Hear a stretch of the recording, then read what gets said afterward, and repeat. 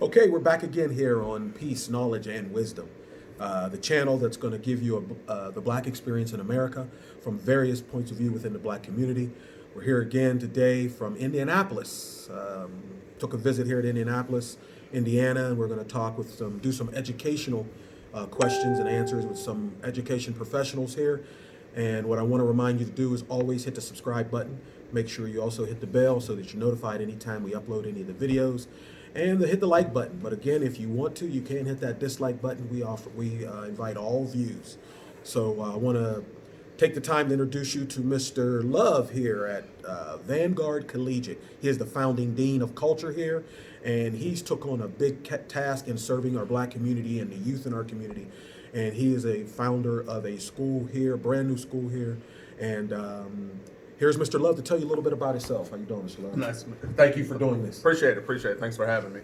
My name is Rob Love. I am the founding dean of culture.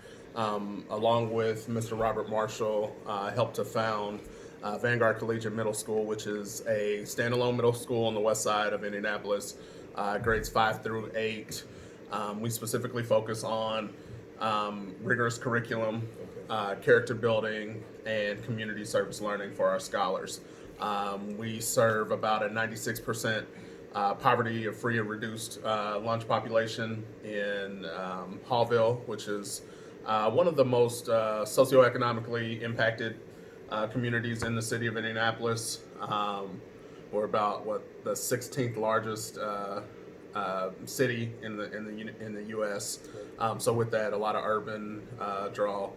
My background personally, I am a East Side resident or East Side member of Indianapolis. Came from Indianapolis Public Schools. Okay. Ended up going to Wabash College, my alma mater, one of the 3 all-guys schools left in the nation. Was able to get academic scholarships to attend that school. And then after that, I got my teacher's license, taught for a number of years, and then returned to Valparaiso School of Law to get my Juris Doctorate. And so more so focus in on public policy, government, and educational law. And so with that, have a background doing policy for the state of Indiana with the Department of Education. I've ran a couple political campaigns for school boards, public school boards. I served as the director for charter schools for the state of Indiana. And so I've had kind of a plethora of different educational experiences. I was a law clerk in St. Louis for a number of years for administrative law judge. And so really kind of straddled the line between legal and educational and governmental processes. Good deal. What I want to do now then is, from hearing your background, I want you to lead into the thought of developing or starting Vanguard. Okay. But what I want to do, 2 things. First thing I want to start with is Wabash University, Okay. Indianapolis public school system. Right. How did that merge, and what happens when that happened with a young man as yourself at that time? So I'm a first generation college student. I think my father actually is pretty active. He's an Army guy, and so had kind of that background growing up. Come from 3 brothers, only one to go to college or university in my family. But Wabash offered an opportunity to pay 97% of $120,000 education, and so that made it a really easy choice. Okay. When I got on campus, I also played football. But it was a really supportive community, even though there wasn't a lot of folks that looked like me. Right. But the 2% of Black men that were there, it very much felt like home. It very much felt like there were brothers that I could identify with that had plans such as myself as to what to do with their future goals. And so it was a natural fit. And so we had our Black Student Union, the Malcolm X Institute for Black Studies. Was where that was housed, and not just students of color, but all students who were focused on, Black issues, Black and brown issues. Let me ask you real quick. You said 2% Black. Yep. What percentage of that were athletes?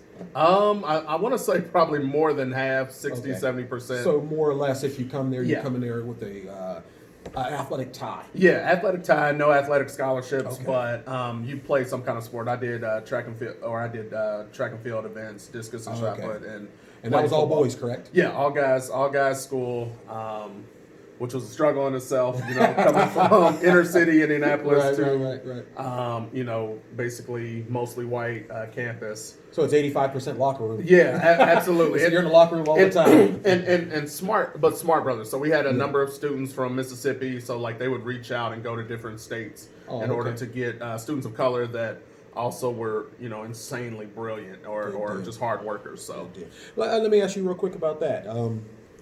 Black History Month just got finished with Martin Luther King's birthday. I know I'm hitting you here kind of off the cuff. That's all right. Any thought on Martin Luther King watching you in the hallways, on the football field, proud, this is what I wanted, or towards the end when he said, I may have led our people into a burning building? Yeah. Was it more of that? Was it more, this is what he wanted? Right. We're not there yet. Give me a little. That's as you say that I feel like puts a lot of weight and pressure onto like living out his dream and walking in the steps and the models. I mean, everybody likes to picture Dr. King, especially nonviolent in those lenses, but he was very much an activist. He was very much was challenging the status quo. I think I watched the HBO documentary that just came out, King in the Wilderness. Oh, okay. And it focuses on the last year of Dr. King's life. And so those were the years that, I think a lot more people hated him more than they liked him. Exactly. But it was very powerful to see the struggles and the things he dealt with, in his times. And I think it's reminiscent to the things that folks of color are dealing with here now. Yes. And trying to, persevere, trying to persist. And so that's huge for me. I think when you bring up Dr. King, for me specifically, I think of Thurgood Marshall. Yes. And I think of his, fighting inequality in education. Yes. And so from 8 years old, that was also one of my heroes too, from the legal edge and then from also being in education. And so I like to think that we're carrying on that fight as well in Brown versus Board of Education as well. Well, that's a good segue into education. All right. So Martin Luther King talking about the civil rights, talking about our struggles back in the 60s, 50s, 40s, basically since we've been here. But then you decided on your own, you told me, Thurgood Marshall. Education, what is it, Brown v. Education? Board of Education, yeah. Then let's start there. You're in a charter school. Yeah. What's the percentage of black here? Charter schools here are very much serve our African American and folks with kids of color, kind of population here. And so charter schools, specifically with Indiana, have the flexibility to do some different things and approach education in a way that maybe looks and feels like kids of color and kids that are in poverty even more so. And so I enjoy that flexibility. But, I always state this whenever I, do any kind of talks or we talk about charter versus public. Yes. Charter schools here are public schools. Yeah. And so that's, one of the biggest, I guess, misnomers or misunderstandings in the population is that they think charter schools are they're public schools just like any kid can come here, any kid can enroll. Any parent can come here, and they have to accept students. That is a misnomer existed in our community, and I'm glad you said that because I'm sure a lot of our audience don't know that. I'm based out of Ohio Valley area that is predominantly white, but within a 60-mile radius of where I live, it's basically a white population, except the actual place, the town that I live in, which is maybe 19% black, which is still not a big. Right. But because most of the blacks in that 60-mile radius, it's got an inner city feel, the actual public school. And when you talk about the public versus charter, we could use a charter school there. Right. Because our public school almost acts as a private school. Yeah. Okay, because of the way that the youth are, that I feel, that the way that the minority kids are treated, they're kind of forgotten about, and they don't get a chance to really focus on their culture at all. Focus on a curriculum that empowers them, so to speak. But what I want to ask you in that kind of thing is, you think charter schools, you say they're public school, but let's go off the general thought that they're not a public school and talk to the audience in a manner of Martin Luther King, Thurgood Marshall. Okay. You believe that's what they was, would they be Now, I'm sure we know charter schools are somewhat come out of necessity. Right, right. So would they be happy with that? I think, and I think you're kind of going from the thought that charter schools have kind of resegregated. Is that To maybe some extent, that's where yes. you're going? Out of necessity to some extent. So I've heard that argument. I don't know, within Indianapolis and in the state, and just because I've had that perception, I don't know if that's necessarily the case. If anything, I feel like charter schools have created, out of necessity, a need to shape education and how we look at education altogether. And so within Indianapolis and even within IPS schools, you have a merging of charter schools and IPS schools. So IPS schools have led an innovation network that allows partners of independent charter schools to come in and take over failing Indianapolis public schools. And so I see that as, we have schools that are purely based on the arts and purely based on classics. Right. And those are charter schools, and those are niche type of schools that allow those kids that are focused in those arts to be productive and find a space, as opposed to maybe, I think, the older archetype of a one size fits all. Right. And so, when I think of, our leaders, civil rights leaders, I think that they would be happy about how all kids are being educated in a different way that more so fits to their background, to their passions. I mean, because we know, even statistically, kids will not learn if they're not engaged. And if we're not finding means to engage children, we kind of lose them by the wayside. And so, by the wayside. And so you basically, I think, in how you answer that, you're basically saying he'd be happy with basically the shift in the people having a need, the laws that he fought for, that Thurgood Marshall argued. Basically, charter schools was the option that was afforded by their fight when things aren't going the way they did. So when he says, I want all kids to be looked at by the content of their character, not the color of their skin. When that does happen, there's a vehicle to get the same type of education while that's being repaired or worked on. And I think even bigger than that, it's about access, right? Yes. And so we're providing kids with access to being college ready. We're providing kids with access to going into vocational skills, which we know from nationwide trends that is a huge need for American population is vocational training. And so soft skills, all these different things that allow kids to try the things that they're naturally good at, or the type of learners specifically that they are, is providing access to those different avenues within society. Great point, because what we're hearing a lot now, and what we see and what we know is college isn't always for all kids. But even if it's for you, it can also put you in debt. Absolutely. And the one thing about vocations, if kids could go more that direction, and know that they can see the light at the end of the tunnel, meaning employment at the end of that. Right. It's almost of a guarantee of employment. In the black community, that's not always the case in our unions now. Right. But they would go into more vocational schools and get that degree, because that training. Because again, education is always there for you to go back and receive in addition to. I think what's huge is, and you kind of hit the nail on the head with being college ready. Yes. Going to college versus being college ready are two different things. And so I think that's what we strive to do at Vanguard, even at middle schools, is we want them to have curriculum that prepares them for college if they want to go. If you have a student who is very much inclined and hands-on and vocational training and mechanically minded, they could do better financially and mentally as a support of success and happiness, doing the vocational job or doing the vocational training, but still being college ready. That doesn't mean that they can't go back to college at 35, and own their trade, or become a business entrepreneur and kind of merge those two things. And so, like I said, it's all about access and giving them ways to go into different and in some respects, I think that's even a better route. Now that you say that, it's a better route to somewhat get trades, but go through school being college ready. Right. Because if you become an entrepreneur, you'll need that college readiness to be able to do the business side. You'll need the business administration, the MBA, and those are applicable. And so I'm excited that education is starting to shift towards what kids need, as opposed to what we think everybody should follow the same path, and college is not for everybody. But there are some folks who want to become academics and professors, that's true. Nothing and wrong that's with their it. lane, and that's. But it doesn't have to be a cookie cutter Absolutely. type education. Absolutely. So, okay, so let's go. Dr. I don't know if you're familiar with Dr. Howard Fuller from Marquette University. He's Yep. got some charter schools in the Milwaukee area. Yeah. I believe. I've got some But in really any good way, he made. I'm gonna read the statement. Okay. His quote, and I want you to tell me without knowing the context. Okay. I just want to see if the statement reverberates with you at all. Okay.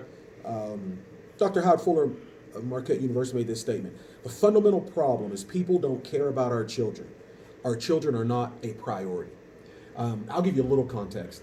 He's talking about the broader discussion of education as it relates to black youth, where people talk about it's got to be about the kids and we need our kids to do this.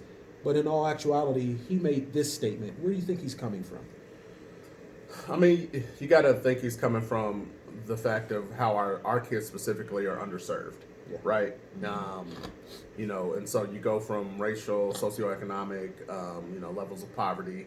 Our kids are just categorically underserved, and I was an example of that. I feel in my own experience in the classes that I took, it did not prepare me for a Wabash type of school.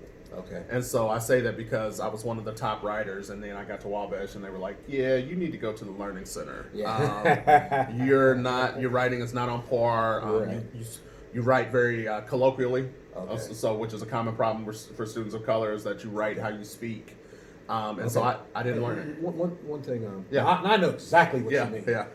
But let our audience know a little bit when you say write colloquially. So it usually means, especially for students of color, that you write how you speak. And so a lot of that is maybe text speak or not proper English for academic sense. And so that was my problem. I could articulate my point, but it wasn't in an academic format. And so it was actually a black professor on campus. She was she had her master's in Harvard Divinity.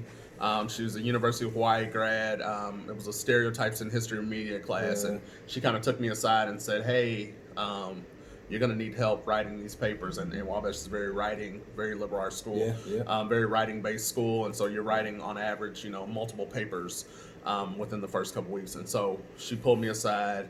I had a black male history professor, probably one of the first black male teachers that I ever had in my educational career in college. In college. And he was also an alum of the school. So, and he worked with me. I would send my papers in early, have him work on it, revise it, and then kind of work through my craft of writing. And I ended up graduating as one of the top history majors out of my program. Add to this discussion now, because it's something that comes up a lot in a personal fight I've had with trying to get black teachers in the classroom, especially in the area that I'm from. Right. But you said that you mentioned one of the only black teachers you had in your college secondary education. Right.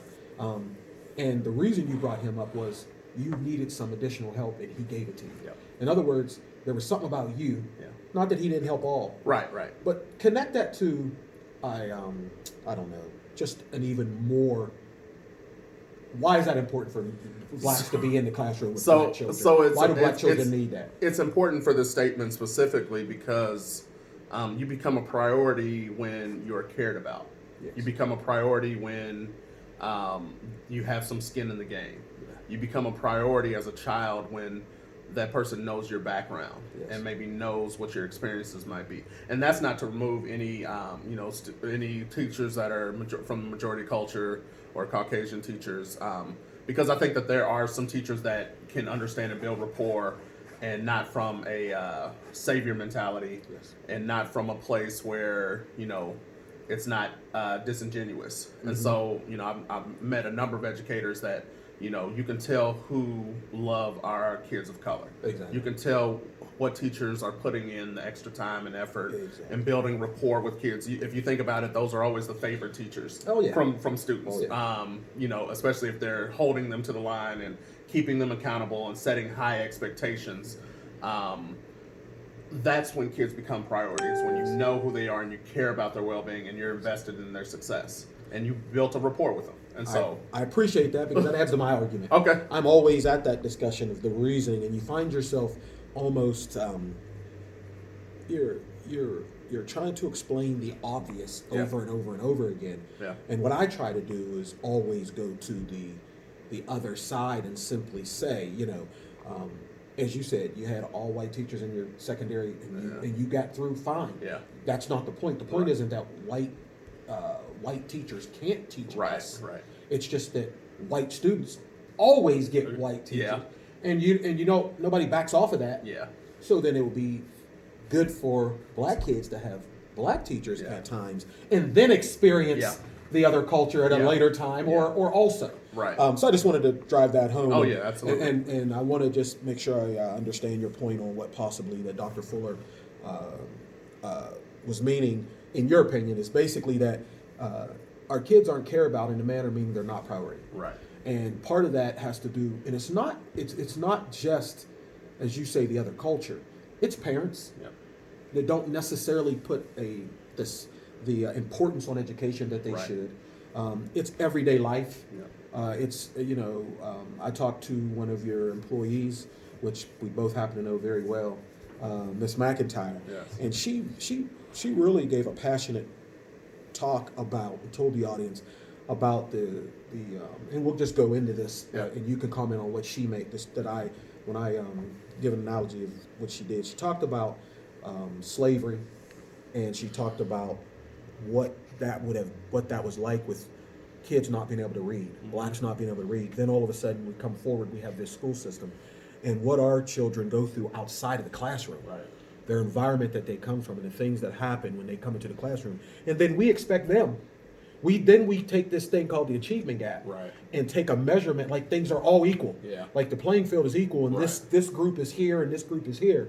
And when she said that, it brought that to me. And tell me a little bit about either you personally or Vanguard as a whole, and your feeling about how you deal with the youth that you deal with. You already talked about predominantly low income, high risk, whatever you want to put them in what category they're in. How do you then educate them type youth? I think we educate those children through understanding who they are, honestly, and so that's understanding what trauma is. That's understanding what an ACE score is, and then ACE scores are there's a number of different attributes that attribute to statistics that lead to whether you're going to be incarcerated, whether you're going to be underemployed or unemployed. And so these are all traumatic factors, or where you've grown up, where you live, the affluency of your family, if you're in a cycle of poverty. And so it's understanding those backgrounds that kids come with that, may not be stamped on their forehead, but that they have to deal and traverse through every day. And so what we did at Vanguard was we trained our staff. We talk to our parents about these scores and about, what helps students, what helps, teachers identify and connect to students, what their backgrounds are, what you're likely to expect, levels of trauma, whether it's abuse in different forms, whether it's, parents have lost jobs multiple times or can't. And so we have to understand what that basis is. It's very hard to come in the classroom every day and learn and be attentive when your stomach's not full, or when that, mom is dealing with an abusive situation, or, you can't really clothe yourselves or wash your clothes, to a certain, and that's, within any urban center education. So I think that we can't attack, how to best teach children if we don't best understand who they are and where they come from. And so that achievement gap is about equity. It's about breaking the cycle of poverty, which we know systemically takes 3 cycles, 3 generations to break out of poverty in order to even set on the base. And that's like going through poverty and breaking through it at the same time. Answer this question, 49% would be a no. 51 is a yes. All right. The state boards of education, and we'll talk about Indiana now, but it's probably similar to me. Do they understand that at all when it comes to the standards that they set? Is there any grading curve whatsoever? I mean, obviously not. I guess. No. I guess. I mean, it's yes. 51 might be a no. But you understand what I'm saying? Is what you've done at Vanguard. What I say to myself is that I told you where the district that I live in it has all those trappings that the inner city has. Yes. Whatever statistic you want to name, whether it's teenage pregnancy, whether it's a drug epidemic, whether it's behavioral issues, whether it's domestic abuse in the household, incarcerations with one-parent homes, and things, whatever you name that you have here. And you guys, you're telling me that one of the things you guys have decided to do is understand that, teach in that manner, give the benefit of the doubt in that manner, and create a style of teaching, a style of educating that takes that into effect. Yeah. That is not done in my era at all. Meaning, it's not applied. It's not applied. So then you have kids who are even worse off because nobody thinks of that. So I'm wondering, is this a charter school staple? Meaning, because I said we need a charter school in our area, and that's part of the things I'm talking about. Is that another, this is why we need charter schools inside what public education is now.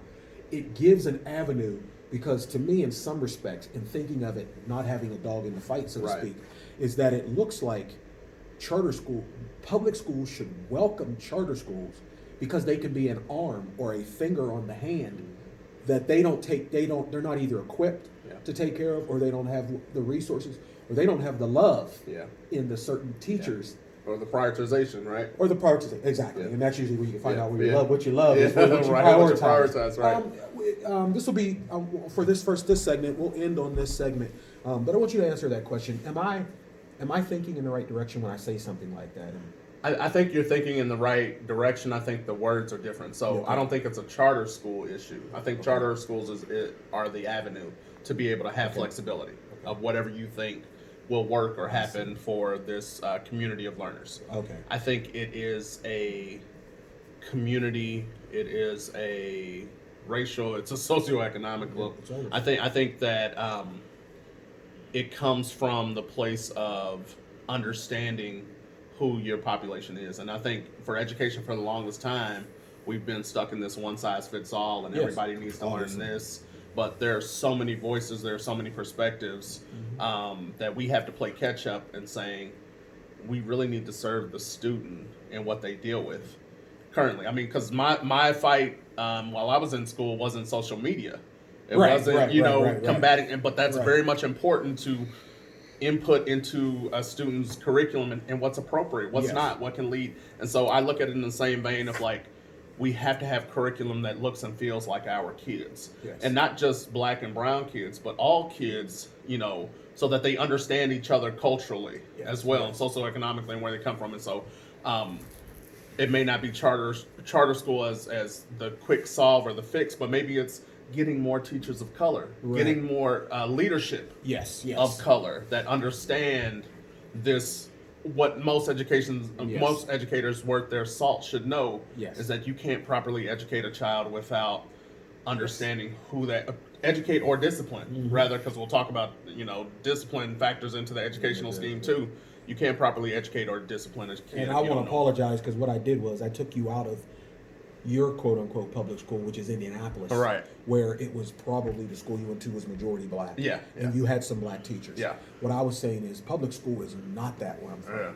I mean, and that's why I was trying So my vein of thinking was, when I said charter school is that answer for that vein, is in those public schools where the black ratio is only 19%. And what happens, because of the things that you said outside the home, they are left behind. Because they have to come to school prepared, like they had a good night's sleep, that they had 3 meals that day, that their mom or dad helped them with their homework that night, that their bed is very comfortable and is very secure in an area that has security they're not worried about. That's an environment that kid comes to school with, unlike another kid. And then that's put before them. So, and what I was trying to, I guess, articulate for you was to say, man, if we had how you described Vanguard in the middle of the Stubo public school system, and that was an option for kids, they would see a different type of education, and I think their success would be a lot different. That achievement gap, at least in that area, would be different. And metrics or are not. Different. And metrics are different too, right? Of what is successful. We've had kids that have grown over 2 years, or had 2 years of growth in the first year that we were open. Oh, okay. And these are kids that are coming with 2 to 3 grade levels behind. Satisfying. Right. And so, they're not on par. They're not where they should be, but give us another year, and we'll get them a year ahead. And so Okay. I think that comes from having educators that care, Yes. that are there, that are present, and you got to think, at least for us, this building, this school building, is the safest place that a lot of our kids have, and so that's dichotomy, different Yeah. on the other side of the tracks Yes. or in other Exactly areas, right. or where home is supposed to be the safest place. Yes. And so when you get into that area, Well, we'll end on that this first segment, and if you're willing to stick around a little bit, we'll do one more segment. Absolutely. And we appreciate it. Thank Again, we're here with Mr. Love from Vanguard Collegiate, and we're going to take a break and come back with part 2 of this discussion of Black education in America, the Black experience. Thank you.